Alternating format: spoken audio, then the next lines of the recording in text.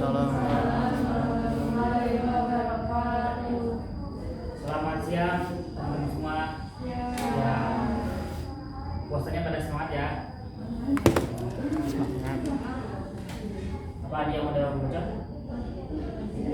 Belum. Nah, sebelum kakak mulai pelajaran ini, alangkah baiknya kita berdoa terlebih dahulu. Ada yang bisa memimpin doa? Sama yang berdepan, siapa namanya? Ini.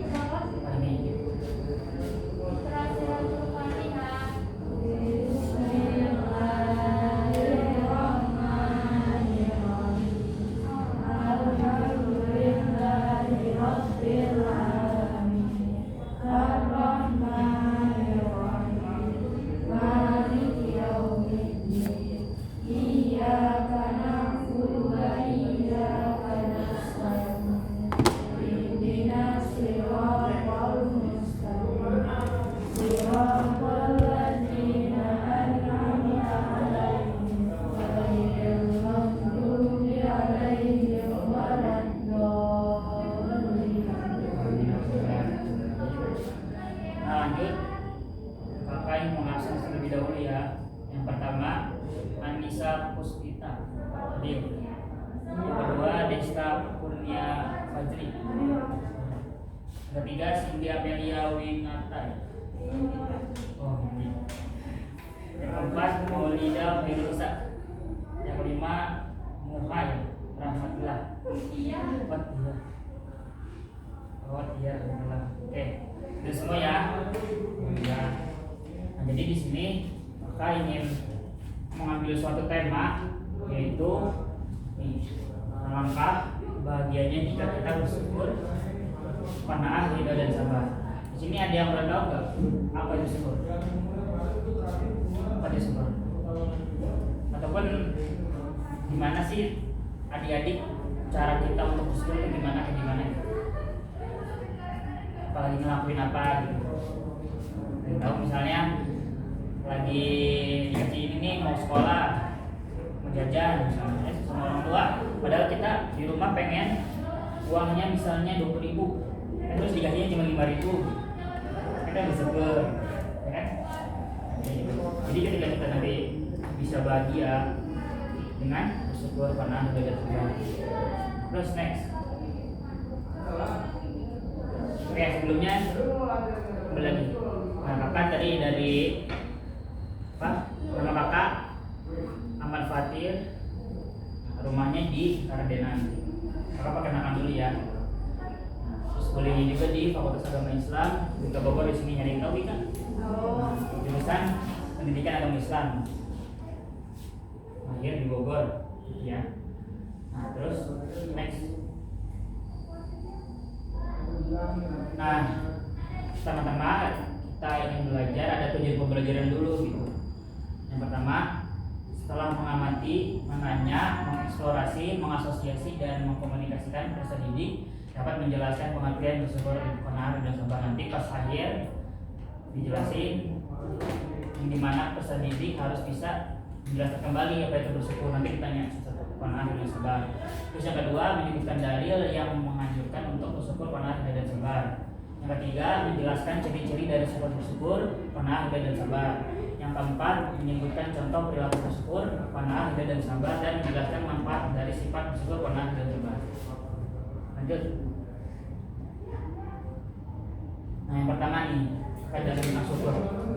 Syukur itu yang pertama, pengertian syukur berterima kasih kepada Allah Subhanahu wa taala, ucapan dari perasaan senang, bahagia, menanggapan ketika mengalami suatu kejadian yang baik. Jadi ketika misalnya nanti teman-teman tadi itu konsepnya di rumah, cuman misalnya kita inginkan misalnya pengen dibeli motor misalnya, terus sama orang tua belum bisa, belum mampu, kita bersyukur. Ketika kita bersyukur, nah di situ kita berterima kasih kepada Allah. Kayak gini misalnya teman-teman punya teman lagi nih, adik-adik udah punya motor, nah teman adik punya sepeda. Jadi harus bersyukur. Kenapa? Karena adik udah punya barang yang berharga gitu, misalnya motor. Nah, adik udah bersyukur. Kenapa? Karena mungkin di bawah adik-adik ada yang punya sepeda misalnya. ataupun ada yang jalan kaki ke sini. Jadi kita harus bersyukur karena ketika kita melihat dunia itu ke atas, misalnya ada ini sekarang nih habis sekolah, mah nanti ranking 1 misalnya, terus minta dong dibeliin misalnya mobil, misalnya terus tapi nggak dibeliin mobil, dibeliinnya motor, kita harus bersyukur tadi karena kalau kita melihat terus dunia ke atas, teman-teman bisa melihat dunia nggak akan ada habisnya gitu. Misalnya udah punya mobil, pengennya pesawat, udah punya pesawat pengen kereta gitu.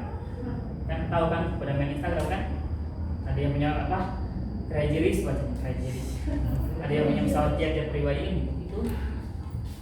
Tapi itu tidak memungkinkan kita untuk bisa. Kalau kita mampu ya nggak apa-apa kita punya hal-hal tersebut gitu.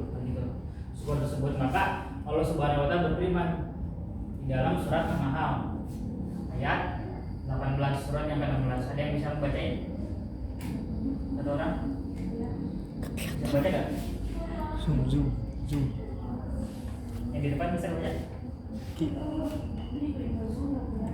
Kelihatan? Artinya kelihatan? Kelihatan? Kalau baca dulu nih ya, Al-Qurannya yang bunyinya a'udzubillahi minasyaitonirrajim, bismillahirrahmanirrahim, wa in ta'uddu ni'matallahi la tahsuha innallaha laghafurur rahim. Yang artinya baca. Dan jika kamu menghitung nikmat Allah, niscaya kamu tidak akan mampu menghitungnya. Sungguh Allah benar-benar Maha Pengampun, Maha Penyayang. Tuh, di sini aja kita menghitung nikmat Allah, niscaya kita tidak akan mampu menghitungnya. Siapa di sini yang mampu akan nanti dikasih uang sama kakak? Bisa gak? Jadi siapa yang bisa menghitung nikmat Allah? Gak bisa kan? Bahkan air laut itu dijadikan tintanya dan pohon-pohon itu dijadikan penanya, itu tidak bisa terhitung nikmat Allah. Maka kita harus benar-benar bersyukur atas nikmat Allah. Nanti ada tuh ayat selanjutnya tentang kalau kita tidak bersyukur itu apa konsekuensi dari Allah. Nah itu ayat tentang syukur. Selanjutnya bentuk-bentuk syukur. Yang pertama bersyukur dengan hati. Ada yang tahu gak bersyukur dengan hati itu gimana? Baper gitu misalnya. Bersyukur dengan hati. Ada yang tahu? Nah jadi bersyukur dengan hati itu kita membaca Alhamdulillah, Masya Allah, dan hati kita tenang, itu bersyukur dengan hati. Lanjutnya bersyukur dengan ini kan sama kayak hati gitu. Ketika lisan kita sudah berzikir, nanti hati juga ikut tenang. Maka tadi itu ketika kita bersyukur, maka kita mengucapkan Alhamdulillah. Kita nggak mungkin ya kita bersyukur astagfirullahaladzim. Lanjutnya bersyukur dengan amal perbuatan. Nah, tadi siapa namanya? Anissa Puspita siapa? Nah, misalnya Anissa, dia sekarang udah senang nih misalnya dapat hadiah dari orang tuanya atau hadiah dari siapa lah gitu misalnya, temannya atau cowoknya misalnya. Nah nanti Anissa itu bersyukur dengan apa? Bersyukurnya itu dengan amal perbuatan. Nanti ketika wah aku udah senang nih misalnya, udah senang, udah juara 1, udah dibeli coklat, good cash kan, ataupun bunga-bungaan.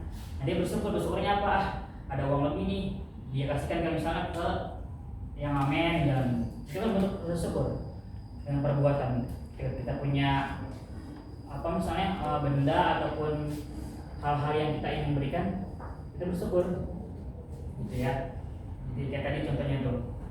Nah maka ketika kita udah bersyukur dengan perbuatan, kita pasti senang, kembali lagi gitu. Kita akan senang, melegakan gitu. Nah itu bentuk-bentuk syukur. Terus selanjutnya. Nah juga Allah Subhanahu wa Ta'ala berfirman dalam hadis qudsi. Ada yang tahu nggak apa itu hadis qudsi? Hadis qudsi ada yang tahu? Hadis qudsi. Nah hadis qudsi itu hadis yang Allah itu menulis, dalam artian Allah itu yang bilang. Kan kalau hadis dari Rasulullah kan Rasulullah yang bilang. Nah, ya kan nanti disampaikan oleh sahabat. Tapi kalau hadis qudsi itu Allah yang ngomong gitu. Kalau kita mau bahasanya Allah yang berfirman, cuman dalam bentuk hadis, bukan dalam bentuk Al-Quran gitu. Kalau hadis qudsi itu hadis yang dimana Nabi Muhammad itu dimimpikan wahyu oleh Allah Subhanahu Wa Taala. Nah, nanti di akhir sesi akan tanya sesuatu. Nah, ada yang bisa kelihatan ya? Nah, Allah Subhanahu Wa Taala berfirman, "Qala Allah Taala, ya ibnu Adam, innaka ma sakartani wa idza ma nasitani kafartani." Rawahu Tabrani an Ibnu Hurairah. Ada yang bisa baca artinya? Yang belakang siapa? Kamu.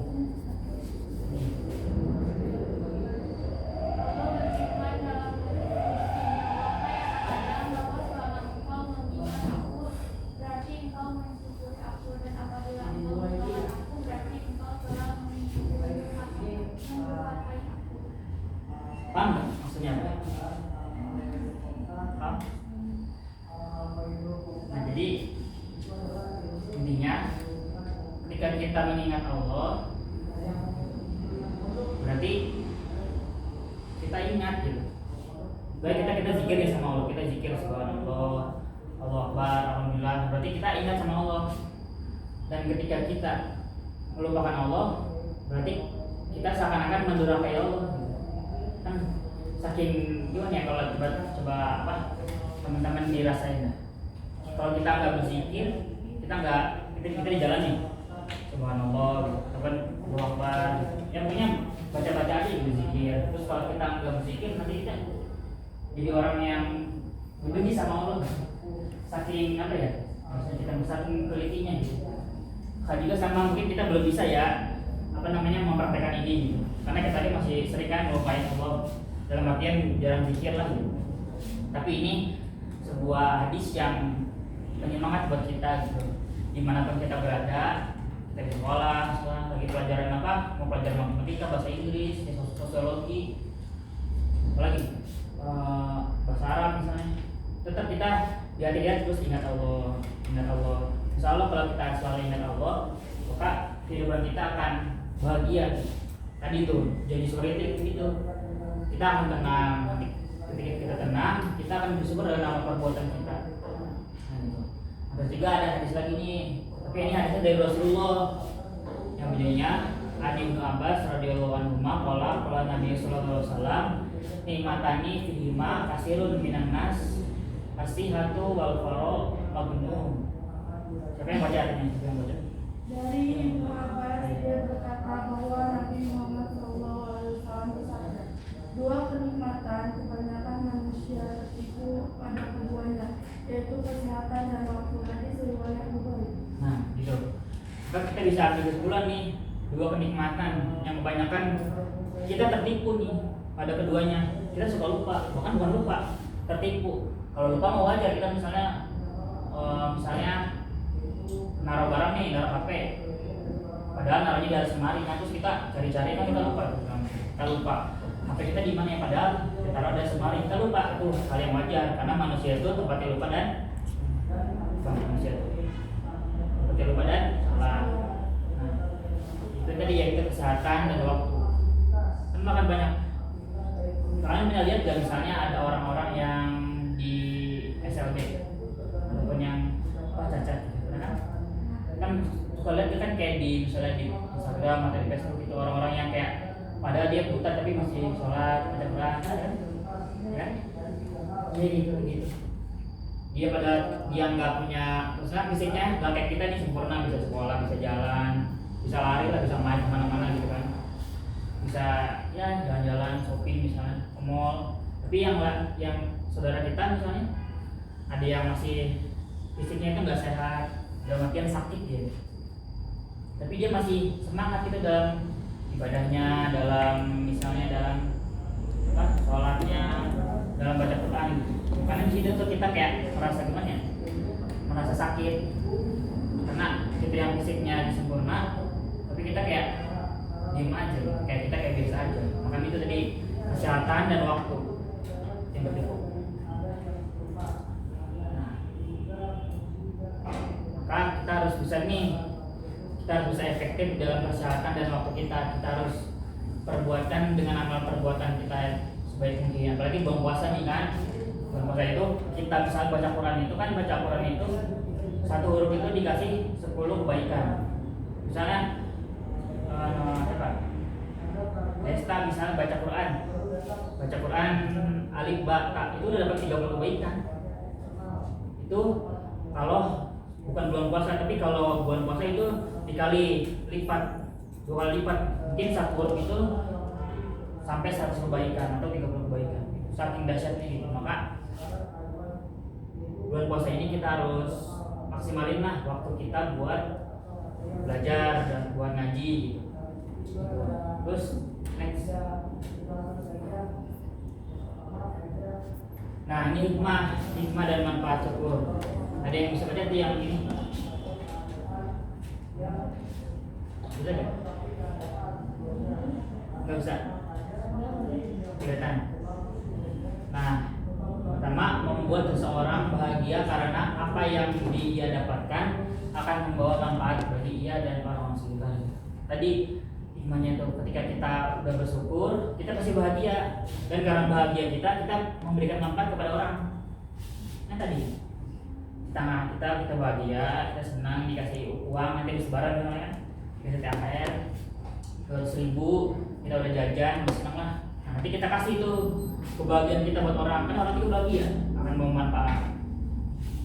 Maka ketika kita sudah membahagiakan orang, Allah juga akan membahagiakan kita. Maka ada perkataan seorang ulama, seorang guru bilang bahwa ketika kita bahagiain orang, Allah akan bahagiain kita juga. Tapi ketika kita nyusahin orang nih, misalnya ada nih teman kita yang nyembutin sepatu misalnya, ataupun yang kalau dulu mah di sini taruh benang karet di celananya, ataupun di sini di bajunya ada tempelan misalnya aku apa gitu kan, pakai kertas. Nah itu nggak boleh, maka Allah akan benci dia. Walaupun kita misalnya merasa kayak nanti pulang sekolah gua ajarin juga nih, sepatunya gua buang misalnya sama nongkat genteng gitu misalnya. Ataupun dia misalnya kursinya coret-coret ataupun bukunya disebut-sebutin. Walaupun kita nggak niat kayak gitu, kita nggak niat baik, Allah udah tahu gitu, Allah udah melihat. Jadi yang balas sama Allah. Jadi kan kita pernah bilang, udahlah biar aja kayak gitu mah, biar Allah yang balas. Allah udah tahu. Kalaupun kita nggak ngebalas, Allah udah ngebalas. Makanya ketika ada orang kayak gitu, kita jangan sampai membalasnya. Terus yang kedua, Allah akan menambah nikmat yang ia peroleh sesuai dengan janji Allah Subhanahu wa taala dan akan terhindar dari siksa yang amat pedih. Kata Quran, wa ita'adzana rabbukum la in syakartum la azidannakum wa la in kafartum inna adzabi lasyadid. Dan ingatlah ketika Tuhanmu memaklumkan sesungguhnya jika kamu bersyukur, niscaya aku akan menambah nikmat kepadamu. Tapi ketika kita bersyukur mengingkari nikmat Allah, maka pasti azab Allah sangat pedih, sangat berat gitu. Gitu. Makanya gampang, kita harus banyak bersyukur. Tadi gambaran itu, kita punya uang, kita bersyukur, kita bisa sekolah, kita bersyukur. Banyak sepantaran teman-teman ini. Ini umurnya berapa tahun? 17 ya? 18. Ada yang kayak udah nggak sekolah, bahkan ada yang kayak ngamen, ada yang jualan-jualan gitu. Kita bersyukur bisa sekolah gitu. Karena nanti yang dipilih itu bukan orang yang kerja, orang yang sekolah gitu. Nanti teman-teman nih yang di sini jangan tanggung-tanggung kalau mau belajar, minimal S1. Nggak apa-apa misalnya kita mau mau kuliah di mana kayak ekonomi kayak kesehatan, perawat, dokter, manajemen, itu nggak apa-apa. Yang penting apa yang kita lakukan itu baik. Kan ketika kita jadi perawat misalnya, ada nih misalnya teman-teman yang jadi perawat, kan pasti tugasnya apa? Nolongin orang yang sakit kan? Perawat, nolongin orang yang sakit misalnya. Terus ketika misalnya jadi guru, mentorin orang. Terus misalnya jadi hukum misalnya. Terus jadi pengacara orang, ngebantu orang jadi dari permasalahan kan? Kak, apapun jurusan kita harus bersyukur kita masih bisa belajar. Nah, terus selanjutnya itu tadi membahas tentang syukur. Nah, yang kedua membahas tentang qanaah. Pengertian qanaah itu sikap rela menerima dan merasa cukup dengan apa yang dimiliki serta menjauhkan diri dari sifat tidak puas dan merasa kurang. Qanaah itu bumi sebagai dinamisator yang mendorong manusia untuk giat bekerja dalam mencapai kesejahteraan hidup. Tadi, jadi kayak qanaah itu ini syukur. Nah, ini qanaah. Nah, jadi syukur qanaah ini dua hal yang nggak bisa dipisahkan. Jadi dia tuh kayak bukan kembar siam maksudnya. Jadi bukan apa? Jadi dia syukur qanaah. Nah, ketika kita bersyukur udah pasti qanaah. Kan itu, sikap rela menerima dan sudah cukup. Kalau kita udah bersyukur kita sudah cukup kan? Benar gak? Iya. Jadi qanaah itu dalam artian kita kayak cerminan dari syukur kita gitu. Nah, itu qanaah. Maka orang yang bersikap qanaah akan tetap bekerja keras. Walaupun kita bersyukur, kita dalam artian ini kalau qanaah kita nggak boleh kayak kita diem aja gitu misalnya. Diem aja. Kita nggak boleh diem aja. Walaupun misalnya kita udah kerja nih, misalnya di saya cuma segini nih, cuma ada 100.000 ataupun kerjanya baru kerja udah dapat 1 juta. Kita jangan merasa kayak kita cukup boleh, kita bakal tenang alhamdulillah, tapi kita harus kerja keras lagi gitu. Dalam artian kita jangan merasa cukup di situ. Ketika kita kurang, kita tetap bekerja. Dan nanti teman-temannya kan pengen beli apa misalnya, kan kalau perempuan kan banyak tuh, misalnya ada di skincare, MS Glow, kan, lagi Wardah, Pons. Tapi gaji cuma segini, gaji buat makan 2 juta misalnya kerja.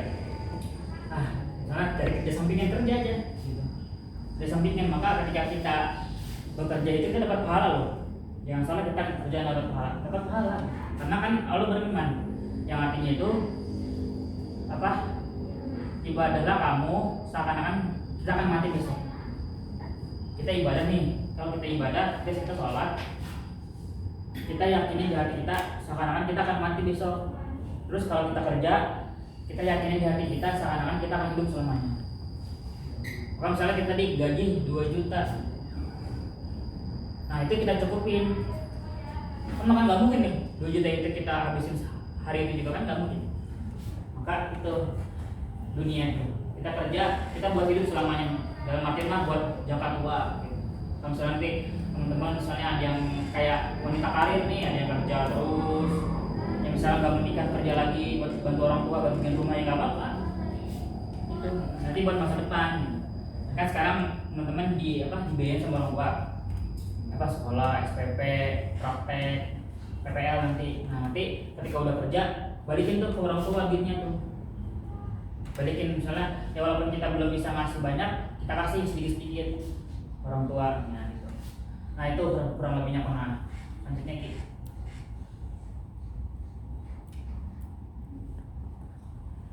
Nah yang terakhir nih, Allah Subhanahu wa ta'ala berfirman dalam surat Al-Ahqaf, artinya a'udzubillahi minasyaitonir rajim, bismillahirrahmanirrahim, wa yauma yu'radul ladzina kafaru 'alan nar idhabtum thayyibatikum ila hayatikum fid dunya wastamtum biha fal yauma tujzauna 'adzabal hun bima kuntum tamskurun fil ardi bighairi haqqin bima kuntum tusabun. Artinya, dan ingatlah pada hari ketika orang-orang kafir dihadapkan ke neraka seraya dikatakan kepada mereka, kamu telah menghabiskan rezeki yang baik untuk kehidupan duniamu dan kamu telah bersenang-senang menikmatinya. Maka pada hari ini kamu dibalas dengan azab yang menghinakan karena kamu sombong di bumi tanpa mengindahkan kebenaran dan karena kamu berbuat dosa tidak taat kepada Allah. Nah jadi ayat ini pada intinya tadi tuh, ketika kita punya rezeki, kita jangan habiskan hari ini juga. Jadi kita dalam artian kita harus hemat, cukup. Hemat itu bukan kita nggak makan, misalnya teman-teman yang jadi nggak makan biar hemat, biar kurus, enggak. Tapi kita punya waktu secukupnya buat makan, buat bayar listrik misalnya, ataupun untuk orang tua. Nanti sisanya kita tabung. Nah itu. Maka kalau kita jadi orang yang boros, tadi ini ayatnya tentang boros. Boros maka tadi kita seakan-akan kayak dalam artian mah kayak yang gak dipedulin sama Allah. Maka Allah ini di sininya ada orang kafir saking ininya gitu, ancamannya gitu. Maka kalau kita boros, kita seakan-akan seperti orang kafir. Kalau kata Allah mah, maka dengan azab. Kita jangan sampai boros dalam melakukan uang kita gitu. Maka kita harus ya secukup mungkin, bukan hemat, secukup gitu. Kalau hemat tadi kita nggak makan, kita nggak jajan, kita jajan aja, cuman cukup. Nah, mungkin segitu ya yang dapat kakak sampaikan dari tadi syukur sampai qanaah. Mungkin bila ada yang ditanyakan tentang syukur, nah ataupun kalau kasih kuis nih, tadi ada yang bisa nggak menjelaskan tentang gimana sih kita syukur? Ada yang bisa? Syukur? Iya.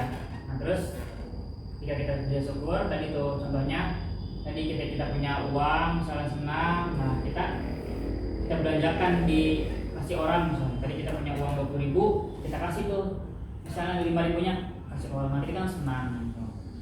Nah gitu ya.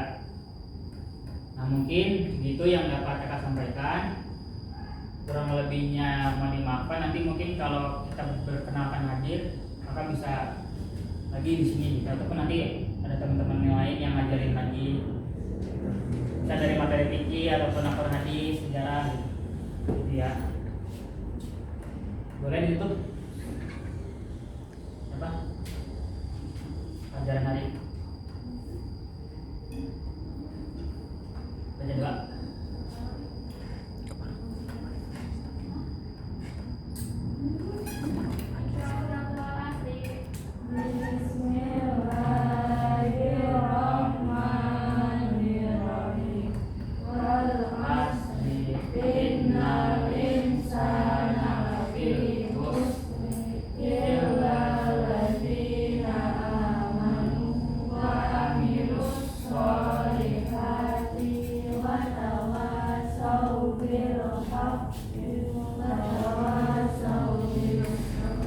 Mungkin segitu yang dapat saya sampaikan. Kurang lebihnya mohon dimaafkan. Wassalamualaikum warahmatullahi wabarakatuh.